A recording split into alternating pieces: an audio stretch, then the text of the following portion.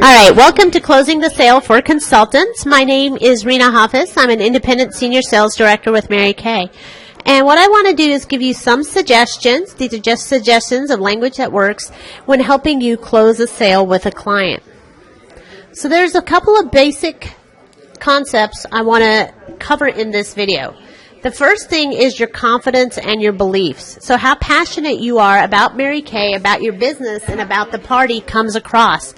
And that passion and that confidence translates into sales. So the first thing you need to check out is your attitude. The next thing is repetition in the presentation. We're going to talk about a closing technique that I like, that has been very successful for me, called reduction to ridiculous. We're going to talk about using the closet story and when it's appropriate. How to do an individual consultation, basic sales concerns, and the feel, felt, found method. So first, let's focus on your beliefs and confidence. There were a couple things when I got started with Mary Kay. First of all, I had just started my job as an engineer, and I wasn't doing that well financially. So sometimes in a party when people said these things cost a lot, I believed them. And I'd be like, oh yeah, yes they do. I truly now believe that Mary Kay is the best value on the market right now. So first I would ask you, what are your examine your beliefs about what value does Mary Kay provide? Do you think it's too expensive? Do you think our products deliver enough value to overcompensate for the price? Because if you go in there believing that you are not delivering enough value, then the client is going to sway you into not having a sale. It's always two people are selling. Either you're selling the client that these products are valuable and worth purchasing, or they're selling you that they're not valuable and not worth purchasing. So you need to figure out who's swaying who. Another thing that I used to do when I was a brand new consultant was I would always compare myself to others. So I have this picture here with the three women, and I would always be like, oh, well, she's got this, and she's more enthusiastic, and she's perkier, and she's skinnier, and she's taller, and all these kind of things that go in my head. And so when things wouldn't go well at a party, I would internalize them because I wasn't good enough, I wasn't smart enough, or I wasn't perky enough for these people to buy. So I would sit and internalize all of that. So I would really say have confidence in yourself, have confidence in your uniqueness, because that's what's going to have people purchase products. People are attracted to you. And so you want to have that kind of energy and that openness and that confidence that everybody wants a piece of. You see this with celebrities that come up. Some people are just attractive, not physically attractive, but energetically attractive. One of the questions I always ask myself is, what are you leaking? Am I leaking self-doubt? Am I leaking a bunch of garbage with what's happened with my husband and kids that day?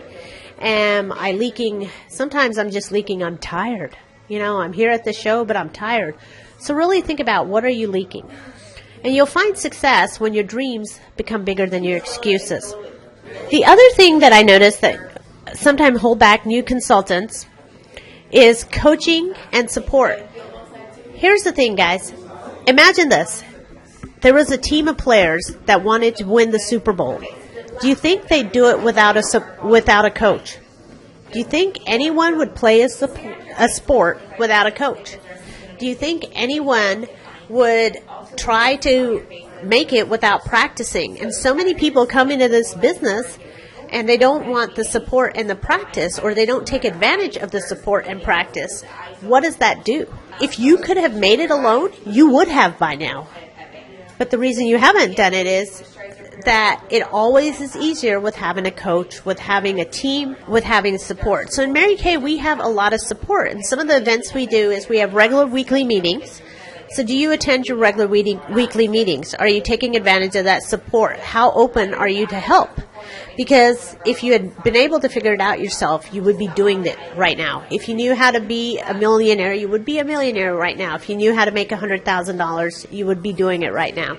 Very few people know how to do it and then choose not to. If you notice this apple covered by an orange, I have a coaching company that I've used personally that you can take a free assessment and send it to me, and that'll give me a good idea of where your thoughts are at the moment. This is BrandonBarberCoaching.com, and you can always call me for more information on that.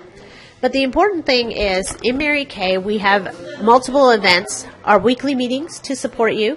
We have a January Jump program, which is usually one Saturday in January, which is a great place to get some training and motivation. We have a career conference, usually at the end of March. It's in a city nearby. They have about 20 across the country, 20 different conferences. So you want to take advantage of that. And then we have a seminar in Dallas. And guess what? I've been in Mary Kay 18 years and for 18 career conferences and 18 seminars. And you might be thinking, well, haven't you figured it out by now? No, every time I'm at a different level and I want to get the support I need so I can move up as well. So it doesn't matter where you are, you need to be open to getting help to move up. The other thing is your presentation skills. When you're at a show and you have that attitude of confidence and you have that passion for the business and you really believe in the value of the products, then you want to use repetition, because the more you repeat items, the more people will remember. If you do not repeat a concept at least 7 times, chances are that no one at the end of your show will remember it. So if you are getting objections at the end, for example, oh, I just want to buy the foundation, or I just want to buy the cleanser, then you need to repeat 7 times why one line for best results is a good idea. You know, and I've been using one line Mary Kay since I was 17, so almost 30 years I've been using Mary Kay, one line from cleanser to foundation. It makes a huge difference in the type of results you meet. Another thing that you need to repeat at least 7 times in the presentation is the setting up of the second appointment. If you do not repeatedly mention the second appointment, then at the end, it's kind of like you have this push-pull kind of tense situation where you're trying to make somebody do something. That's not what you want to do. You want to repeat it enough so that they automatically want a second appointment. And you want to repeat the benefits of the products. So when I was new, I didn't always remember that I needed to repeat stuff. So I would actually put stickers on my flip chart so I would remember. And then there was a time I would see the stickers and not remember what I had to say. So I would tell my clients, every time you see this sticker, remind me that I need to mention your second appointment. Another closing technique, and I use this after the foundation, this is called reduction to ridiculous. Reduction to ridiculous is a really nice technique. And why do you think I have this car here? Well, reduction to ridiculous is the technique that most people use to sell a car. Have you ever seen a commercial for a car?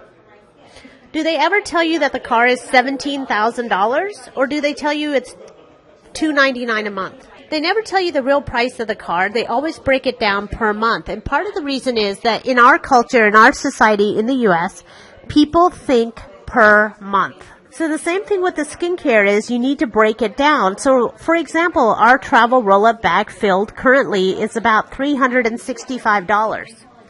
How could you break that down? I could say for about $1 a day, you can look good and feel good for the rest of your life by giving yourself great, healthy, wrinkle-free skin. So just for about $1 a day. So that's one way you can do reduction to ridiculous. What I believe the most important set that someone should have is the skincare. So I always do this with the skincare. And I set the price for comparison. So I say, listen, if you use some of the foo-foo lines in the mall, they're $50 or $60 a bottle.